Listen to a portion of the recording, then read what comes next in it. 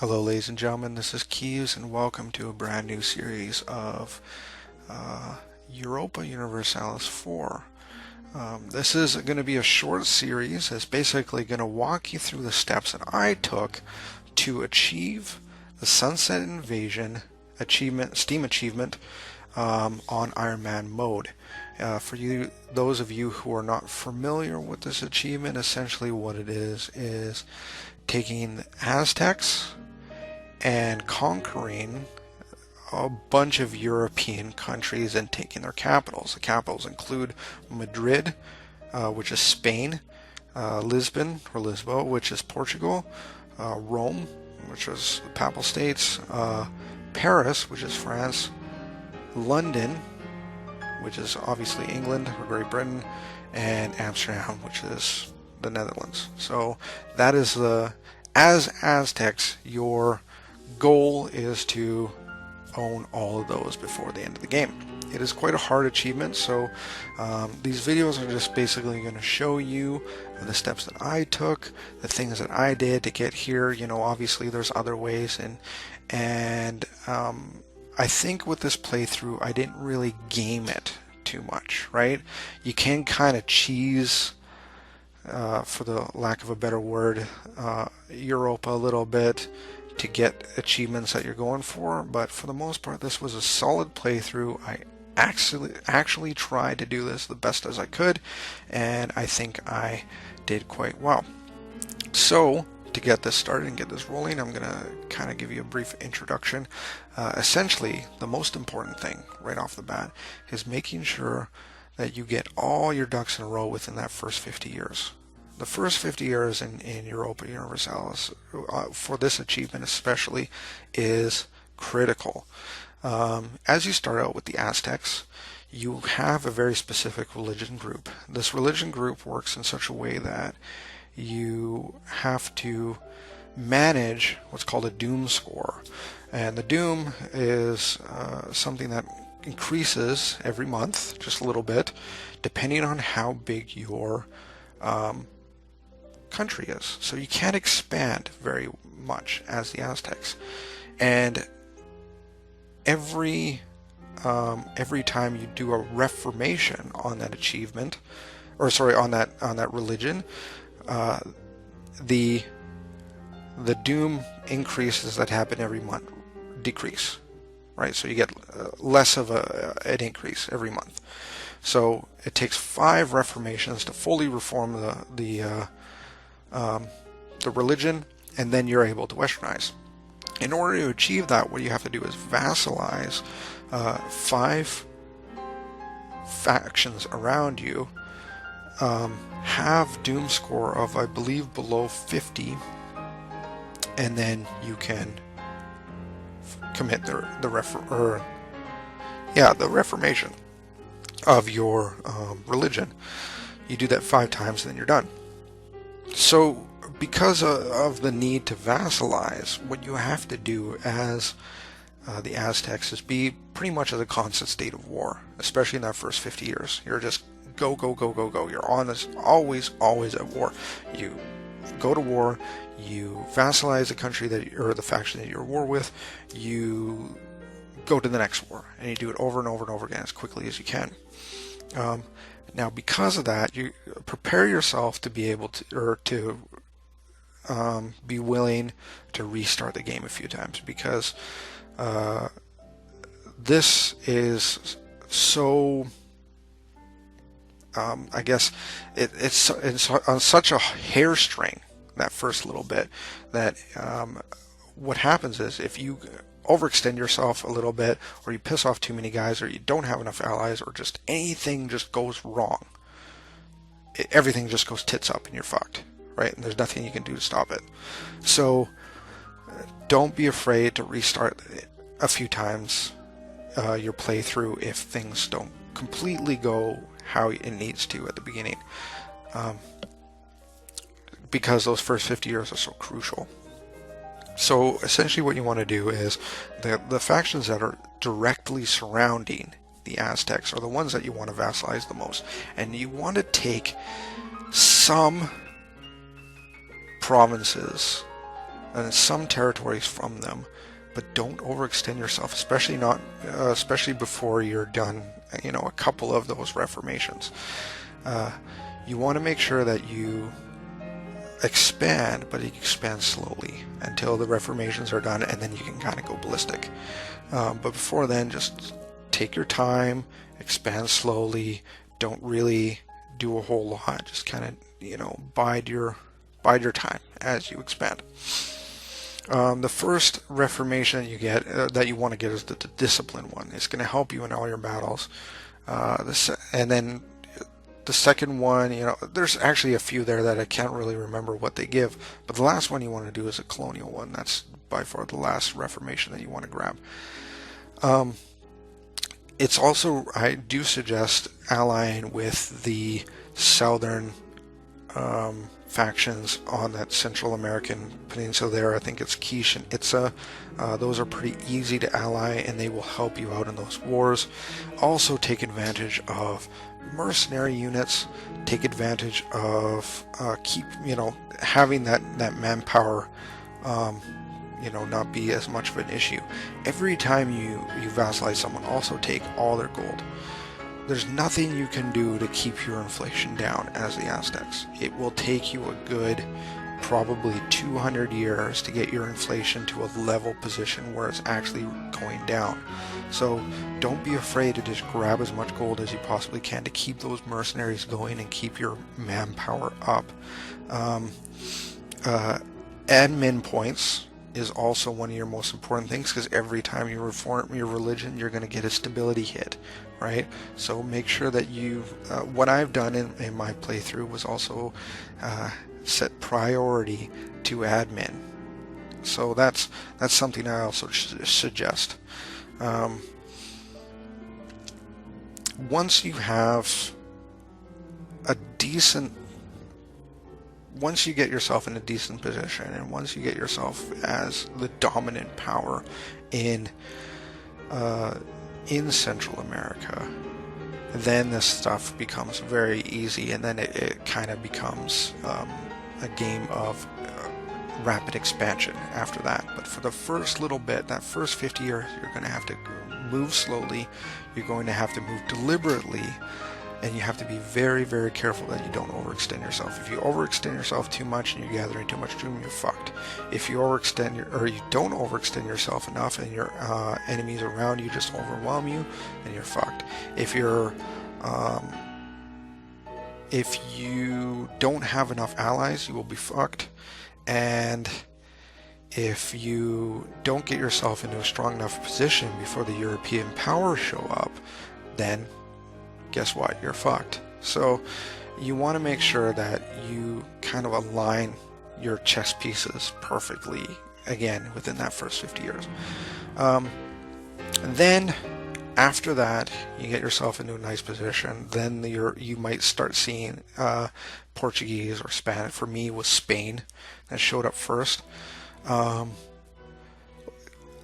My suggestion here, especially if you're close to the end of those reformation of your religion, is as soon as the Europeans show up, they're going to declare war on you. It's just kind of a given. When they find you, they will declare war on you, because colonial conquest, because whatever, they just want your land.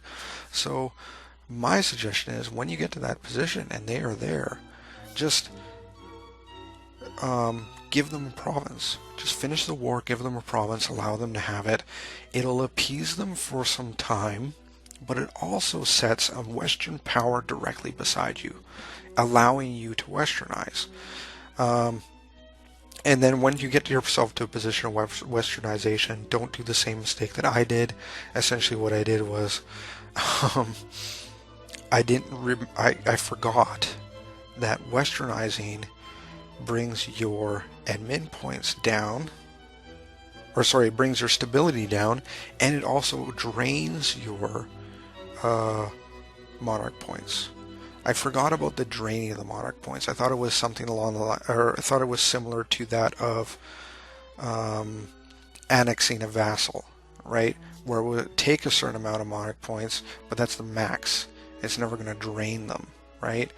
But with westernizing, it literally will drain your monarchy points down to 0. Right? Take them all.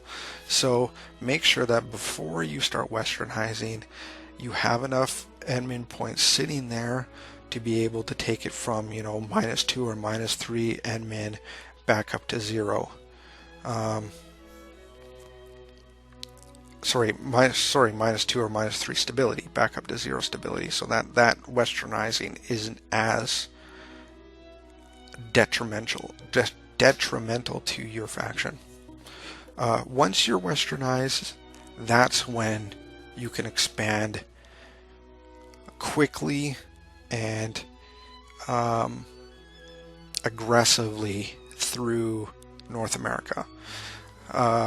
Don't be afraid to get yourself in a position where you can maybe go to war with the European powers again, grabbing some more of their colonial lands. They will probably declare war on you. So be prepared for that. Having large troops of not only mercenaries but also large armies of just regular troops really, really helps. And as well as every time you come across a North American faction, native faction, take them out, conquer them, take their land. You can vassalize them first and then annex them later, or you can just conquer, completely annex them right off the bat. But taking their land is great. Taking all their gold is great. Don't shy away from building a lot of buildings in your area, in your land as well. I wouldn't suggest working too much on development. North America doesn't really have the greatest development already. There's a few that might sit around 7 or 8 development points per province, but maybe 9. But that's a max you're going to find in North America. I wouldn't really waste too many development points on expanding your country too much. What I do suggest, however, is rapid expansion. Lots of colonial expansion. Get as many colonial out there as you can. The exploration traits is a good one. Expansion, perhaps. I do like the exploration, though. That's a really good trait to go for. And just expand. Go quickly. Grab as much of the coast as you can to keep the European powers from making colonial footholds in the area. With my playthrough, I found that some countries did grab some major footholds in the area, most notably Great Britain, as well as France, I think it was. Or no, Spain. Sorry, Great Britain and Spain took some very notable land grabs in far North America. Great Britain grabbing the area, the U.S. Eastern U.S. there, and Spain grabbing it up by the Hudson Bay and taking large colonial grabs there.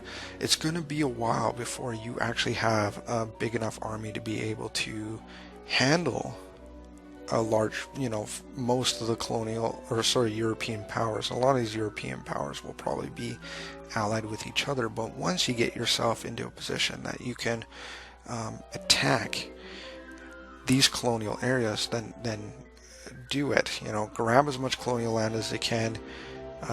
Keep them from landing troops onto North America. The biggest places that they're going to land is Eastern Canada area, right around Nova Scotia. They're going to land troops around there quite often.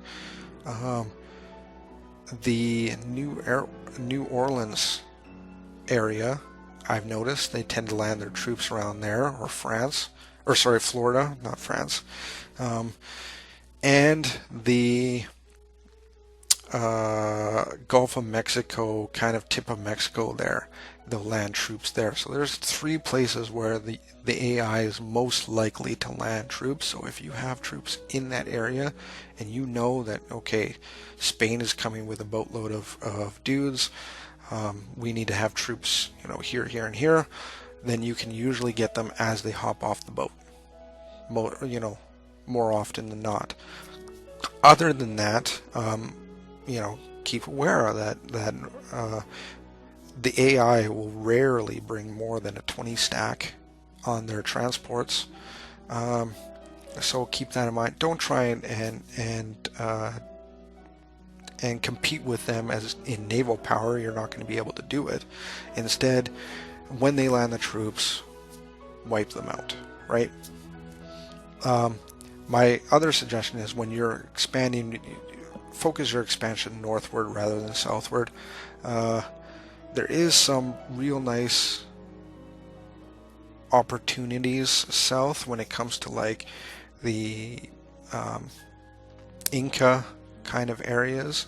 However, I think you'll be competing more with the European powers if you do head south rather than heading north. If you head north and you start grabbing all the coastal provinces as quickly as you can, there's more likely of a chance that you're going to either be fighting less European powers or less powerful European powers, or you might even, if you're fast enough, might even be able to colonize a good portion of those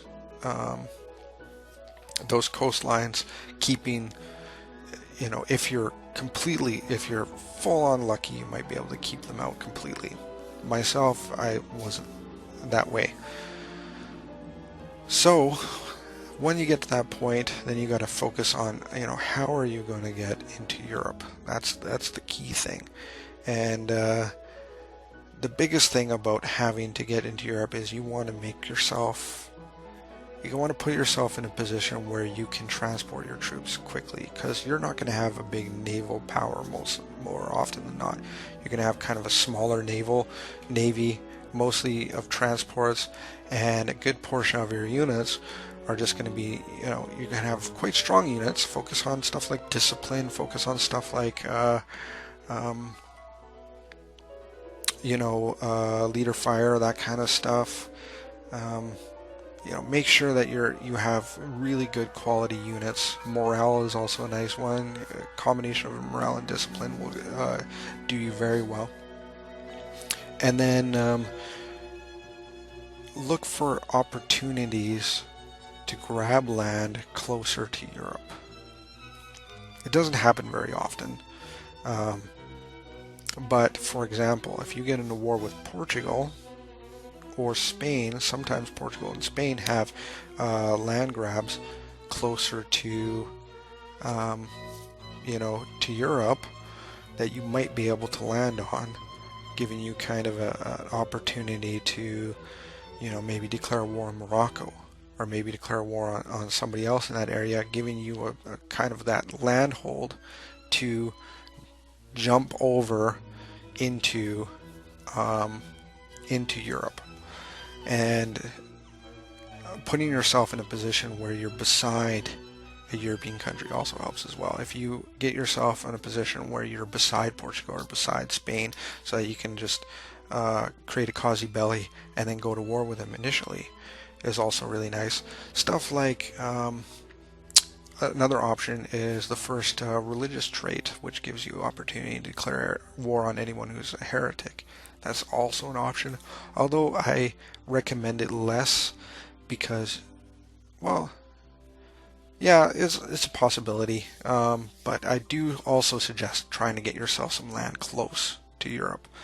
For myself, in this playthrough, I got lucky and Norway colonized some land north of, or in the northern part of eastern Canada there.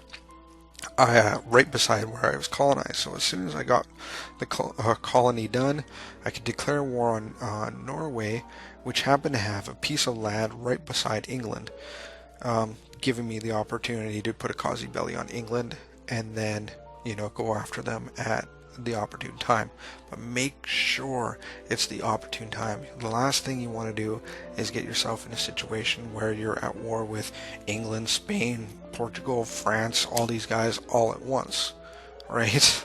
That's the last thing you want to do. So, you know, look for that key time where you can, say they're already at war, or in my case, they had no allies and it was just them, and I had this opportunity to kind of headshot their country. Or say they declare war on you, and there is a lot of them. Wear out one or two of the countries to get them to white peace, and then focus on one, and take, you know, just one out instead of all three. That also works as well. I think one time I got war from Portugal, Spain, and who was it? There was a bunch. It was Portugal, Spain, I think it was Venice, Tuscany, and I want to say Savoy, maybe. I can't really remember, but there were a lot of them over there, and I just kind of wore them out one at a time. And probably your easiest battles are going to be against, surprisingly, the Papal States and Netherlands, more often than not, as long as the Netherlands isn't part of the HRE. If the Netherlands is part of the HRE, you might have a tough time, depending on how strong the HRE is as well. So keep those things in mind, and you know, prepare yourself for that upcoming